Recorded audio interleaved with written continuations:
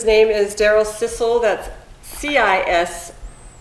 C-I-C-L-E. C-I-C-L-E. What am I thinking? Cisco. That's all right. And he's from St. Helena, recently transporting himself and his gallery to Vallejo. Welcome, Daryl. Thank you. It's a pleasure to be here. So, listen, when did you start out in photography? My dad bought me a camera when I was about 14, 15 in junior high school, and 35 millimeter, and I started shooting black and white, and it was horrible.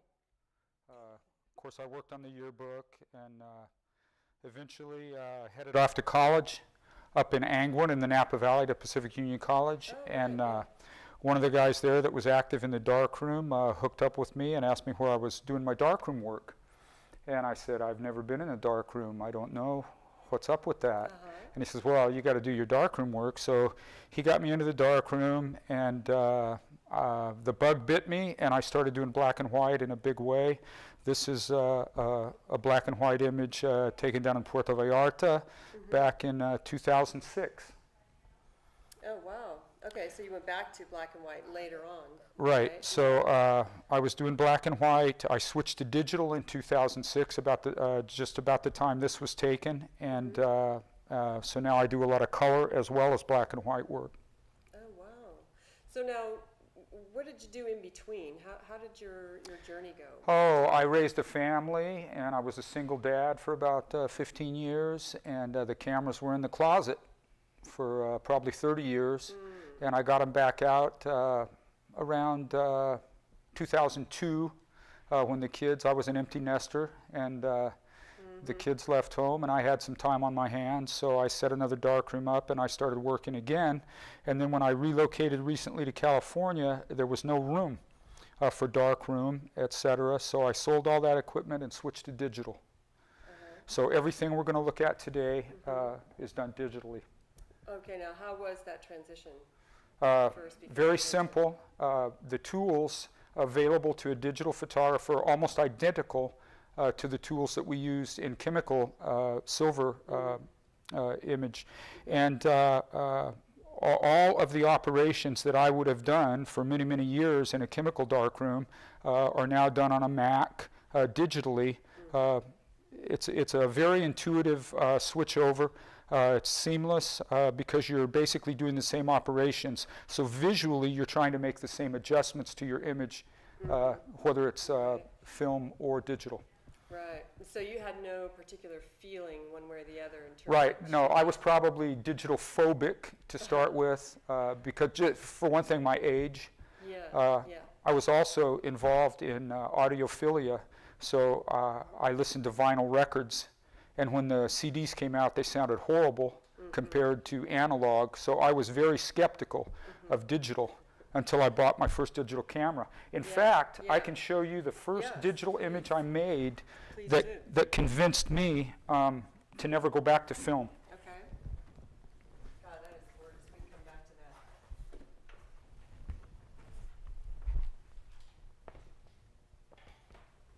Oh, my goodness. This is taken about a mile north of St. Helena on Highway 29. Residents in that area have seen this tree hundreds of times, and when they came into the gallery and saw it, they go, yeah, that's right by my house. But I was very happy with the way that came out, and started shooting all my work in color, and then I'll look at it on the computer screen and decide if I want to take it to black and white or keep it in the color domain. God, it's gorgeous. I mean, you can see the black and white coming through it anyway. So a lot of people would come in the gallery, Kimberly, and they'd say, "How you've manipulated this? How did you get it to look like that?" And I try to explain that it has nothing to do with manipulation. In fact, I desaturate most of my images. Most of what you see digitally are oversaturated images that people think they need to bump it up, pump it up, and make it look like Kodachrome. I desaturate my images. The secret to how these images look is in the light, the way the light was at the time, and that capture. That's everything. Right. Yeah, you really got it there. Wow. So then this other series you were telling me earlier is very popular, the flowers on the wall.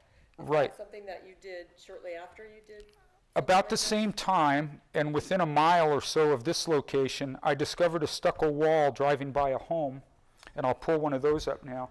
I call the series in the gallery On the Wall.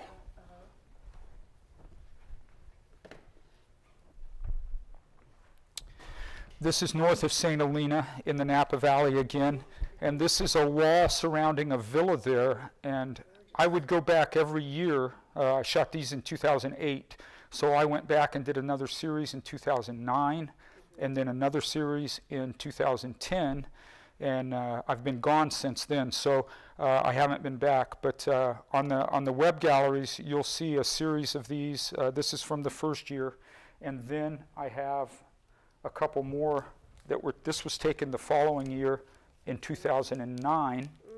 Same wall, same location. The colors are different. The chemistry in the soil and the moisture in the air is a little bit different. And then, of course, the light's different from day to day. Right. So they have a very distinct character. It's amazing what Mother Nature brings us, huh? Visually. And so I kind of have a fetish for walls and ivy growing on them. Okay. This is another one. This image is taken in St. Helena. That's gorgeous. Interesting story. A fella came in the gallery and purchased this image, and what he was saying to me was, where did you find something like that? And I said, well, are you from here in St. Helena? He says, yeah, I work right up at the Silverado Credit Union, just up on Main Street. And I said, well, this came off the wall of that building. And he said, nah, it doesn't look like that. But it does look like that. And so you finally convinced him. And how did you do that? How did? I said, that's probably why you work in a bank and I take pictures. Did he understand? Yeah. Well, he was happy enough to buy it, so. Yeah. Oh, he I bought it. don't think I ticked him off too bad. Yeah. Great. Interesting. Okay. And so then, now where did you actually start out though? You didn't start out in St. Helena, or no, you did. You started out in Angwin. I'm sorry. And then you went off to college. Did you do photography in college? I went to college in Angwin at PUC, and that's about all I did the 3 years I was in college before I left. I ended up, I guess you could say, majoring in what we called art portfolio classes. I didn't even go to class anymore. I just took pictures. So finally, I figured out my scholarship was going to waste, and I pulled the plug. Okay. And then what did you do after that? So I got married, started a family, put my cameras in the closet, and like I said, left them in the closet for 30 years, and here we are. Yeah. But you mentioned something about your gallery in St. Helena. Yes, I was in St. Helena, had just moved back to the West Coast from Kentucky, and I started looking around for gallery space. So I eventually found a deal that would work, and I opened a gallery in St. Helena on Main Street called The Scattered Light, and I was there the end of 2009 through 2011. Wow. Or 2010, and then I lost my lease in 11, and I'm looking for gallery space now. Oh, okay, great. Wow. So if anybody knows any, let me So know. if anybody knows any gallery spaces in the area. And so did you always do fine art, or Yes. do you commission yourself out for other things? If I get along with somebody and somebody needs some portraits and they look at what I've done and they think we can work together, then I'll do that kind of thing. I don't do commercial work or product work or other things. I have little enough time to do what I want to do as it is, and I just don't have much left over to be doing what somebody else wants to do. Yeah, right. Well, what else do you have? Let's see. One of my favorite places to shoot, and some of you may have heard of Edward Weston, Ansel Adams. They lived and shot a lot at a place called Point Lobos. And it's probably my favorite place in the world, and I've got a couple of images that I brought from Point Lobos. This is a seascape looking north towards 17 Mile Drive, and Pebble Beach is up there, Spyglass. And this is a blustery summer day, early summer, late spring, and then I have a large one of my favorite tree there that I'd like to show you.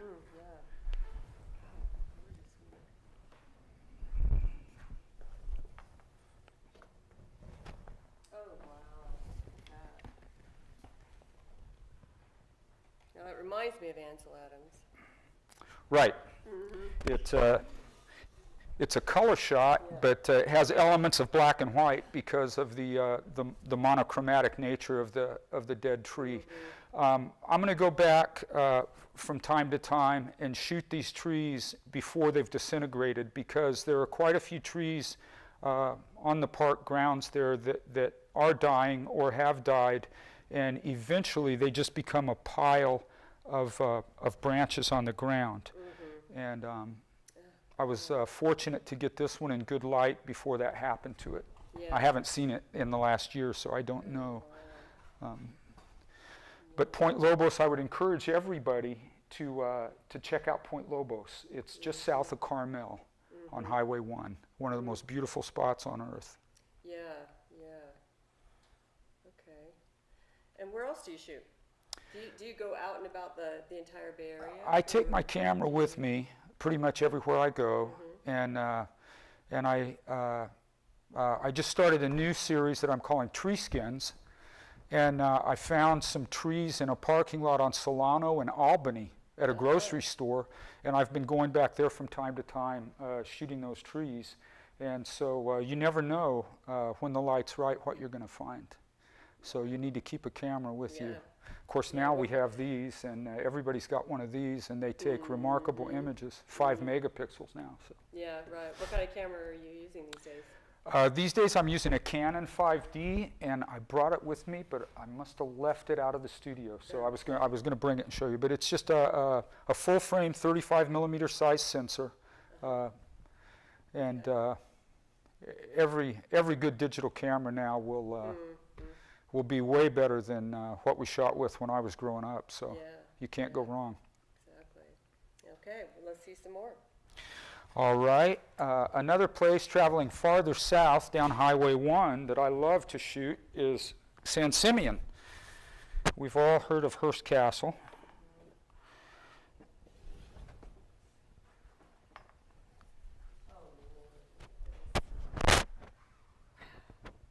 This is one of the fish ponds there, and That is gorgeous. Really gorgeous. Koi fish, or is that a different kind of fish? yeah, it's a little koi down there, probably a foot under the water, so it's kind of a dreamlike, ethereal image of the koi. Okay. And then your view is just drawn up to the lilies at the top. And so where was this? This is at San Simeon at Hearst Castle What in part of the it? garden there. And there's a large statue here next to the pond, and I think that statue gets most of people's attention. But Wow. Yeah, I've never been to Hearst Castle, so. well, Makes me really it's just a wanna few go. hours down the road. You definitely should. Yeah, definitely should. Yes. Okay. Any others that you want to All share? righty. Let me pull this one down.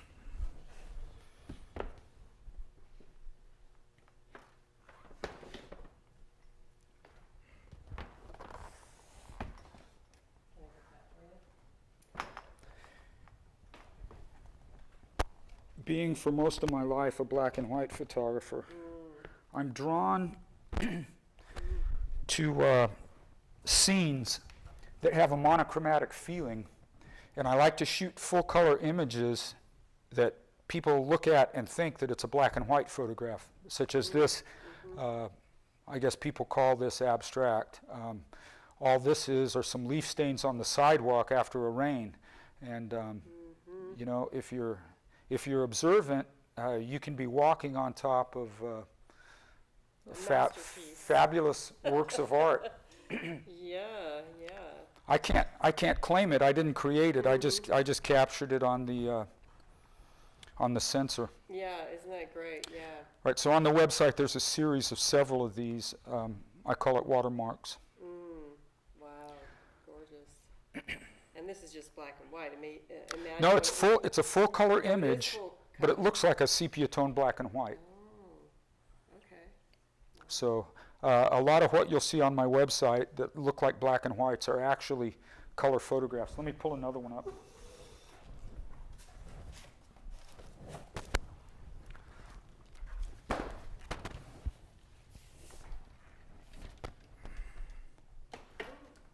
just a fetish of mine. Okay, yeah. Wow.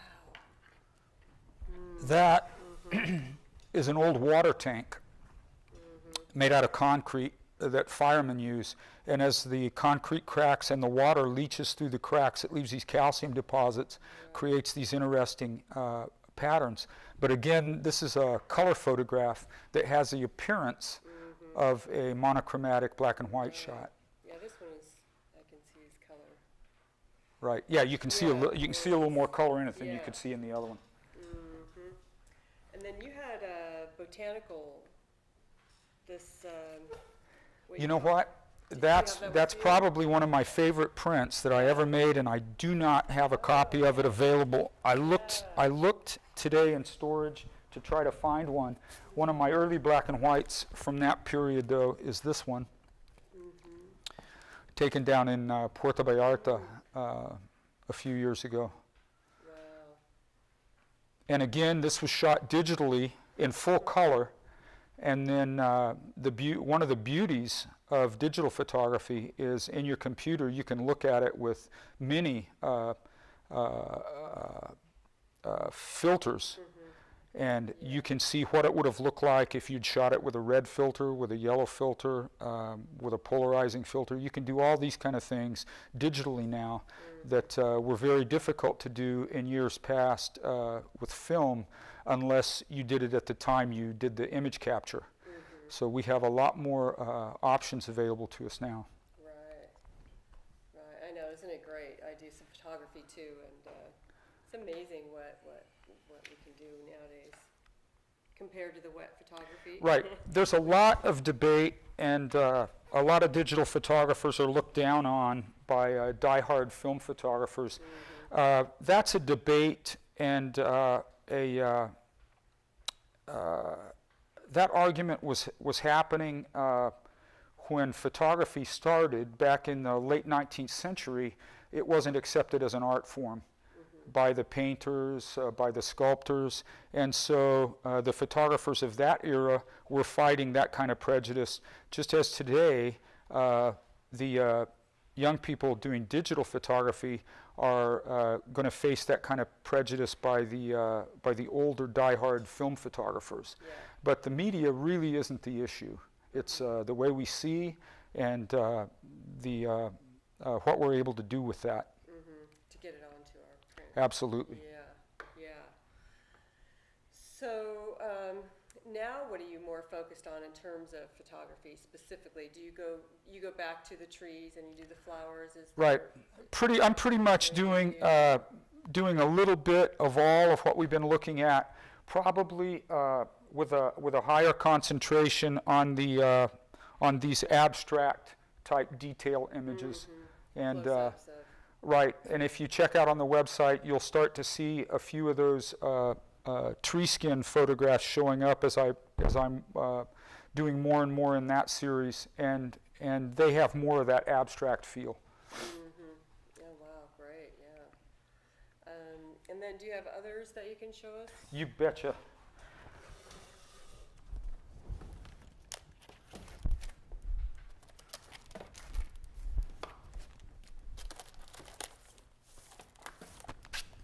We'll just do a little bit here. Yeah.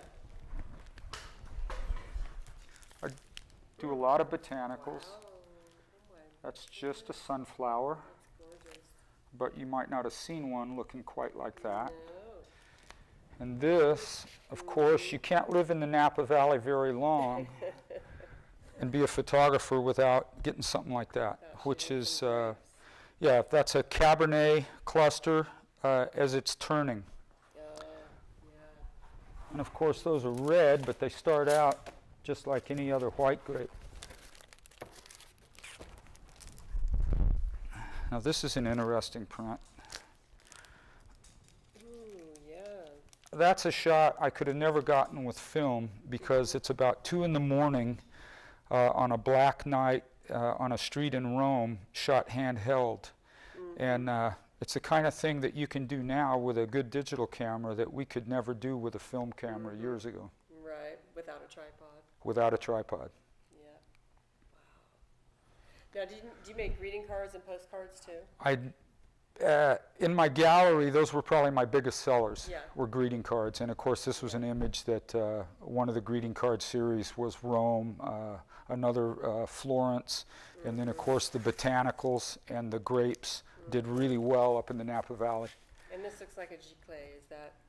Is this the giclée? Yes, yes, these are all giclée prints, All printed of on them? an, yes, Okay. printed myself on an Epson printer. Okay. Great. And so you sell matted prints and framed prints, or just matted, or something? In the gallery, I usually have them available either that I can ship in a roll, just roll the print up and ship it, or they're available this way, matted, and then we pop them into a Sleeve like that. yeah, a little poly sleeve, and then the displayed photographs on the walls of the gallery are generally framed prints that way, and of course those are available framed. Right, right. For most people, if they're looking at the website, anything on there is available as a print, pretty much any way they want it. Yeah. And do you want to disclose any prices right now? Give people an idea, sort of what? A print like this, I sell for about $110 in a numbered edition of 50. These go for about $300. My larger prints are about $450 in a frame. Okay. I want to give you the opportunity to plug your website so that people can look at some of the pictures we didn't see, like this particular botanical. Nobody can see that, so I'm not going to hold it up, but Right. My website has about 250 images in about 15 galleries. It's called thescatteredlight.com. okay, no S on the end. No. No? Okay. Well, great. Thank you so much.